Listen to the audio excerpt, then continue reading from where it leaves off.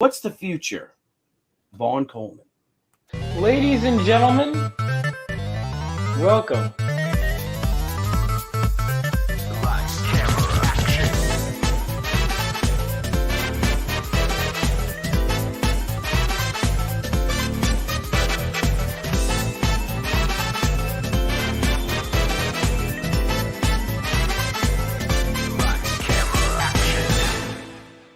Vaughn Coleman or Cloud Strife? What's the difference? Am I right, guys? All right. So I just got back from seeing Final Fantasy VII Advent Children complete in movie theaters. I watched the dub version with English subtitles. I of course wore my all Cloud Strife attire. I had to do it. And what did I think of the movie? So this is not my first time seeing the movie. But I liked it. I guess. It's funny. Because when I went to the movie theater, it was cool. I actually gave a couple of these out while I was there. I enjoyed it, and we were all excited talking about the game. And everyone's consensus after seeing the movie is basically the same. It's like, yeah, it was fine.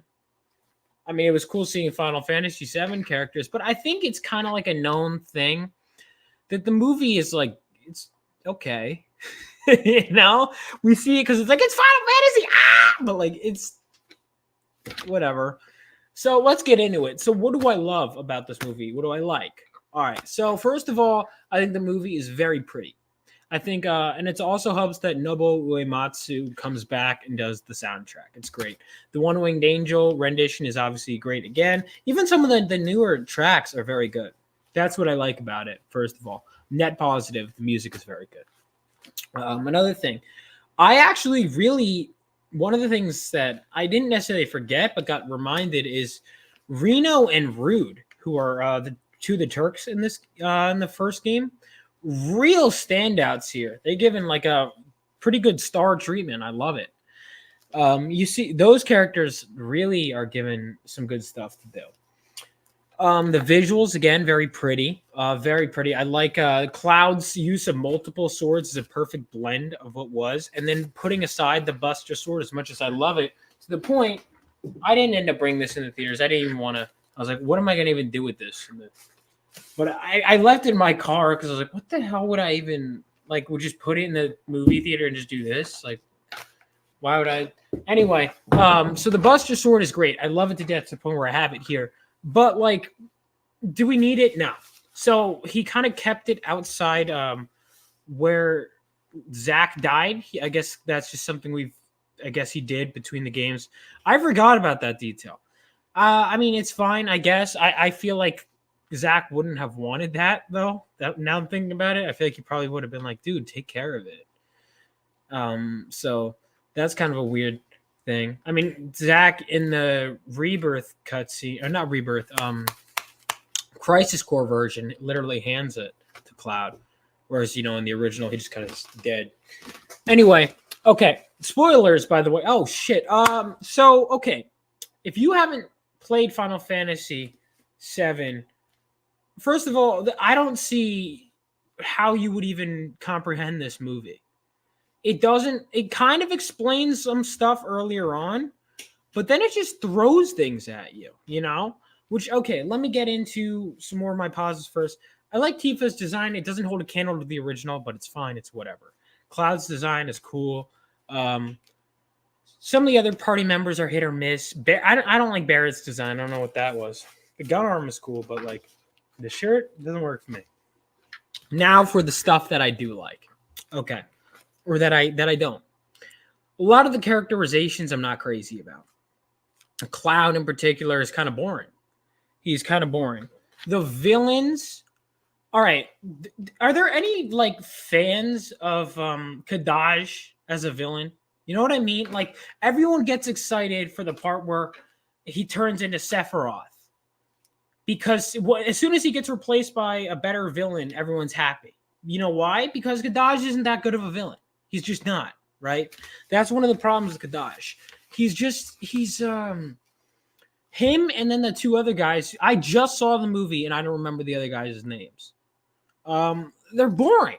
You know, they're Sephiroth knockoffs. They're cool to watch in fight scenes, I will say. I like that the one guy has the gun. Actually, in terms of fight scenes, Kadaj is almost the least interesting from what I remember. But then there's the guy with the like thing on his arm with that shocks Tifa. That's cool. The fight scene in the church with Tifa, obviously a standout. Great stuff. You know, but they make for great fight scenes, and the fight scenes in the movie are great. It really reminds me of like Monte fights. Is it fights? You know, in the energy they have, and just the way they're shot, and the way the characters pull in, push back, pull in, push back. Like I really like the momentum that these fights have, and I forgot how long they go on. It's especially at the end with I totally forgot about the motorcycle stuff.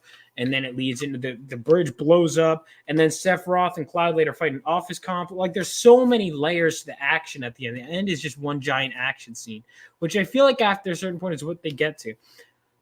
And that's great, but the character stuff just isn't there. Like Rufus Shinra is boring in this, right? He comes back all scarred and whatever.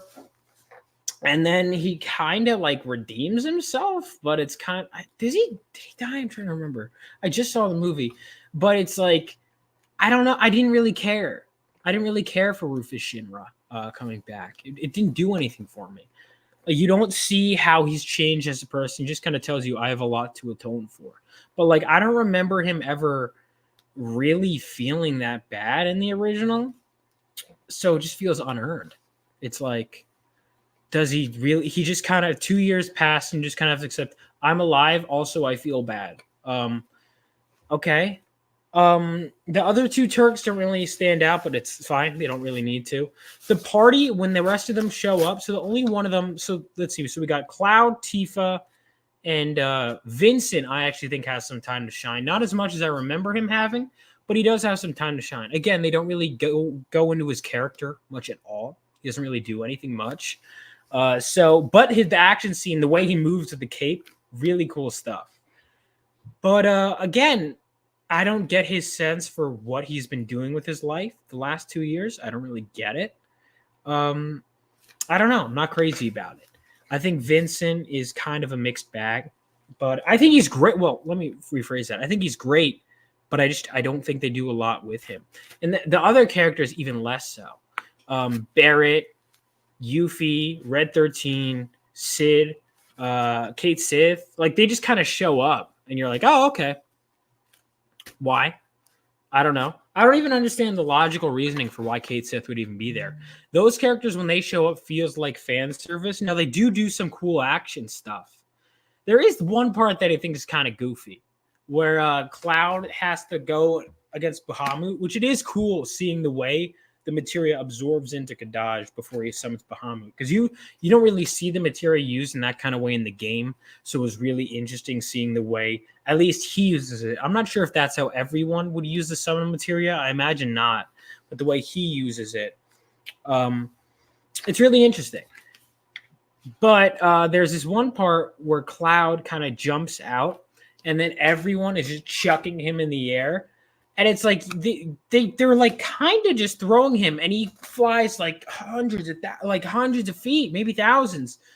And I'm like, really? Like one of them, like Yuffie grabs him and kind of goes like this and catches Cloud. And I get the idea of it. I think the idea is cool. The execution of it not that great, but the idea that like everyone is helping Cloud and pushing him along and throwing him that extra bit for the next person to throw him that extra bit into the air to fight the enemy. I think that's a great idea and a great visual, but it just came across as goofy. You know, it did. It was goofy. Again, Kadaj, they all just feel like Sephiroth knockoffs, and I'd rather just be watching Sephiroth, except not really. And let me get into that. The plot of this story, what is it called? Hang on, I just saw it. The Geno stigma, right? I don't care for it. I don't care for the main plot, and that's the biggest problem the story has. I genuinely do not care about the geostigma. I just don't. Like, okay, so Cloud thoroughly defeats Sephiroth in the first game. Now, you could argue there's always something going on with the life stream or poison in it or something like that, right? I get that. I totally get that. But I don't know. It's like, it feels like we already beat this threat and now the virus is lingering on. Okay, I guess you could argue it could have remained in Cloud because even though he kind of cleansed himself, you could argue maybe there's Genova cells in there. I think that's a possibility, I guess. But what are you doing with that? Anything interesting? And in my opinion, no. I mean, Cloud already went through the most interesting mind crisis and putting everything back together. And I just don't think it was that interesting. I think it's a boring idea. Or at least I also, do we really need to spend that much time in the movie with children? Like Advent children. I know it's about the children. I didn't care about the children. I didn't care about the children. Oh, they're sick. Like, okay, I'm sorry. But like, I really don't care. I don't care about the kids and Advent children. I don't. Like, I'm sorry. I care about Marlene, but that's just because I was attached. I don't care about Denzel. So Denzel, one thing that is interesting about Denzel is that his parents, it's implied, are killed by Avalanche. And then there's this moment where Tifa kind of gets him. It's like, it's okay. And I'm like, oh, is he going to have some turmoil with Tifa? No, of course not. Of course not. There's not going to be a moment where he's like, Avalanche. Like, because they kind of imply that, like, his parents died, but then the fact that it could have been Avalanche that killed his parents in a bombing, really interesting idea. That plot line would have made... Actually, you know what would have been? There were better plot lines I think you could have done to follow up Final Fantasy VII. Come to think of it, having someone who was wronged by Avalanche, like, get wanting revenge after they've kind of settled down as heroes. They're seen as heroes, and there are people that are going, no, because when you bomb those reactors, innocent people got hurt. My parents got killed. Age up Denzel, do something like that. That could be more interesting than what we got here, which is we need to bring back Sephiroth. We're going to have a bunch of knockoffs of Sephiroth. What were their where did they come from again? Were they clones? I don't even care, but like I kind of want to know, I guess, for accuracy's sake. Point is, okay, the whole time we're building up to these villains, and their whole goal is to bring back Genova, whose head is still intact. I thought Genova got like annihilated, but okay, I guess Genova's head is still. I mean, we didn't see that head get destroyed. I thought because she shapeshifts, I assumed that when you beat that boss, that was it. But I guess, okay, let's say Genova's still out there. Okay, let's say that. Okay, it doesn't matter because even if you could argue the practical reasons, the villains are boring. They're very boring. They have cool fight scenes, but I don't care about their motivations. Their motivation are we want to bring Genova back and take over the planet. Well, we just had that with Sephiroth. And Sephiroth was way more interesting because Sephiroth had a lot more going on. Again, to the point where when Sephiroth comes back, you're like, yeah! You don't care that Kadaj got replaced. Oh, man, I was really invested in his art. I don't know you weren't. Shut up. No one was. The whole thing was just an excuse. Feels like it was just an excuse for a Sephiroth fight at the end. Just so, and I will say, that Sephiroth fight, I appreciated it even more the second time. It is an awesome fight because one thing about that is despite Cloud and Sephiroth both being sword users, what is interesting is you never see them really have a sword fight in the original game. They fight a few times, right? Cloud takes Sephiroth and throws him into the thing. They have kind of like a little tiff where it's like Cloud gets a jump on him, but it's not like a full-on sword fight where they're at their peak. Then they don't fight really again until like the final boss where Sephiroth is like now the one-winged angel. So you don't really, and then the sword fight at the end is more of one-sided. Cloud just finishes him off. So to see a full-on sword fight between the two is awesome. Was the road to get there rocky? Yes, very much so. Were the villains that got us to that point interesting? No, they weren't.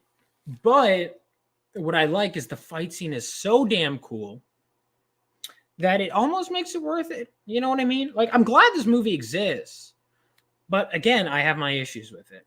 But there is one moment in the fight scene that I mean, there's a couple moments that I really like, but one, I think we all know it, is the scene where he's like bleeding out and he's on the ground. And then it's that flashback of Zach giving him those words of encouragement. It's like, do you need me to take over for you? Which is a reference to how, Cloud basically put Zach in his own place because he felt like he was too weak to handle it alone. And this time, this is a great character moment where he goes, no, I can handle it on my own. And Zach's like, I know you could. Something along those lines. And then Cloud handles it on his own. If the whole movie was character moments like that, that would be great. Now, the thing is, if you hadn't played the game, you would have no idea what the hell was going on there. That wouldn't feel earned. In the context of the film, it does, because it's not like it's something Cloud is struggling with throughout the entire movie. Has this sickness that he just kind of gets cured by getting water on him. And you're like, oh, okay. It's really a messy film. Another thing, Cloud and Tifa, all right, what is this whole dancing around it? They're clearly in a relationship by the end of the first game, unless you got no Riz. But canonically, the way their character arcs are set up, they're clearly supposed to end up together. But I'm supposed to believe that, it's up in the air. Like, why? All right, why don't they? I'm not saying you have to see them bang or anything. But like, come on, like, make it clear that they're. I want to see like Cloud and what Tifa is consistent. Cloud feels like he hasn't evolved properly in some ways in this film. That's a shame. Tifa feels the most consistent with the game, comparing her to Cloud. Not saying there were, again, Reno, Rude, characters like that were consistent. But it just feels jarring seeing how it's almost like Cloud fully embraces her at the end of Final Fantasy VII. And then to see him kind of go back on her, but again, he doesn't really feel like he has a full character arc. It's weird. It's really weird because, again, the arc, I'm writing a video essay on Final Fantasy VII.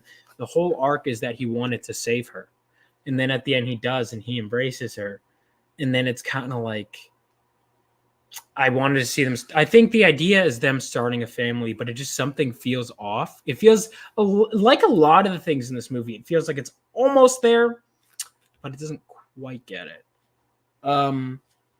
There were some other things but I do like this movie, kind of. Do I?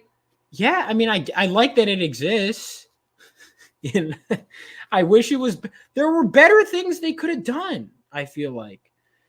With all the time they spent on Cloud and Tifa, it feels like a lot of it wasn't as well utilized. It was also interesting because I watched. So for context, the first time I watched it was the American dub. This time, because I missed the window to watch it yesterday, I watched the Japanese dub. Same basic experience. I'm surprised that Dilly Dally Shilly Shally was also in the dub. It's such a goofy line. I had never heard that phrase to my knowledge before this. Very weird. Very weird. Trying to think of what else. Oh, another thing. If you guys didn't see this in theaters, you should have. I mean, it's too late now, but there was, and I was a little late because I was getting my popcorn. But they had this promo thing with interviews with the people behind the film and Rebirth. And then they showed some gameplay of Rebirth, and I was like, oh, that's cool, exclusive new gameplay. And then it was just the demo. And I was like, oh, all right. But then they made me feel bad about myself because the people who were playing the demo were just like destroying this boss, which is perfect precision, no mistakes at all. And then you watch my gameplay, and it's very, very amateur. So I was like, okay, so maybe I should do less of that, more of this. Okay. But it was really cool. One thing that is very concerning is they highlighted, which is something I knew was going to happen. They said this themselves, so it's not really a spoiler. Like, we're going to kind of explore more of Sephiroth's path and kind of understand what took him down the dark path and understand his perspective.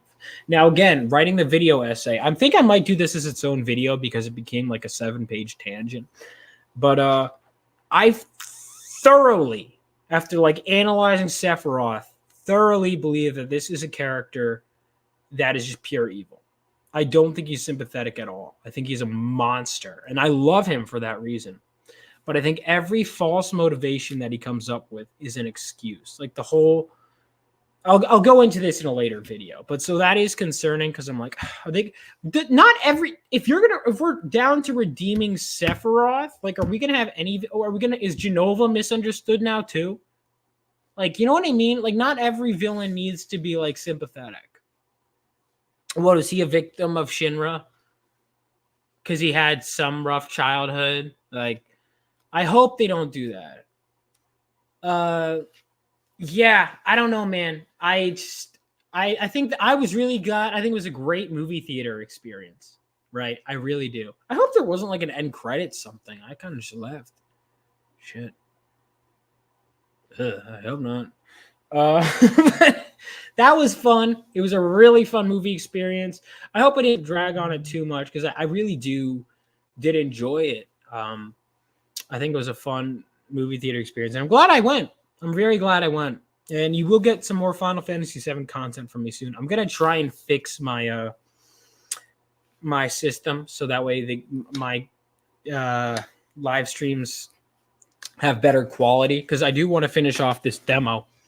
I've been obsessively saving since last time. So, you know, it depends. But that's going to be doing it for this video. Thank you guys so much for watching. If you haven't sign up for my comic book Phenomenova. Subscribe to my channel. I'm going to be doing some more Final Fantasy VII stuff. It's going to be a lot of fun. There is going to be a Final Fantasy VII homage cover on Phenomenova, so stay tuned for that. Sorry, I wasn't really paying attention much to the chat. I was actually deciding if I wanted to do a video or do a live stream of this, and I decided I'll just do it as a live stream. And then you could treat it like a video because I wanted it to be self-contained, quick, in and out. Quick, but then I went for 22 minutes. I had a lot more thoughts to say than I realized, and I just kind of went off the cuff. I hope you guys enjoyed it. Awesome one. Stippling Vaughn. You know what? Let me take a look at your guys' comments at the end, right? Hopefully you guys didn't leave yet. Well, it's the primary plot that we made a point to ignore. Exactly. Yeah, the plot. No one cares about the plot of the movie. That's my point. The plot of the movie was everything. It was like this action scene. Ah! Everything. That's gonna get clipped. Everything. You know, it just goes blah blah blah blah blah. Action scene, and the action scenes are great.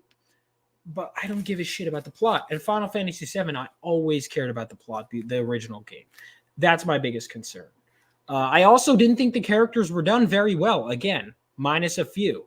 I think the Turks, ironically, Reno and Root, are the best done characters in this movie, and Tifa. But even then, Tifa's frustrating because of how they don't do Cloud as well as I think they should have. So, Aerith and Zack are great. They're utilized very rarely, but very well. That's another thing I'll say. That's, again, kind of like Sephiroth in the original. They're used sparingly and they're used effectively. Zack and Aerith are perfect. There are some things about this movie that are so good, but there's a lot of not so good in there. That's my basic thought. Anyway, guys, thank you so much for watching. Let's see if we got more. It's a common trope in anime. Two people should be together but never do throughout the whole. Yes, I've seen that many times. It pisses me off. It really pisses me off. The idea is it keeps you coming back to see if they fall in love, and then the series ends and they don't. This is what I mean, though. Like, okay, why would I come back? I beat the whole last game, and even if you don't see Cloud and Tifa kiss, it's implied that they bang. It is heavily implied. It's actually basic. Like, might as well be said. In fact, I think there was deleted scenes that they do. It's like, okay, they did it. And we're just like, you got her at the end, and then they're like, haha, did you? Like, they're living together and everything. Why don't you just go all in? I don't get, because I actually think it's not even just fan service. I think that would have genuinely made their relationship dynamic more if they were more vulnerable with each other and more openly loving. You would have gotten to see a different side of them rather than the same old, same old. And that's the problem. They didn't evolve certain characters in directions they should have. Also, Cait Sith, why would that even be a thing? He's Reeve. Why would he still puppet around the cat? Doesn't make sense. Again, Final Fantasy VII spoilers, but this movie doesn't make sense if you haven't played Final Fantasy VII. It just doesn't. It doesn't. It barely even makes sense. It kind of does. But yeah, anyway, so much for that goodbye part. Now, everyone go to RebelOasisStudios.com. Sign up for Phenomenova. It launches a month from today as of me recording this. And I'll see you guys next time. Peace out. Have a great one. Love y'all. Here we go.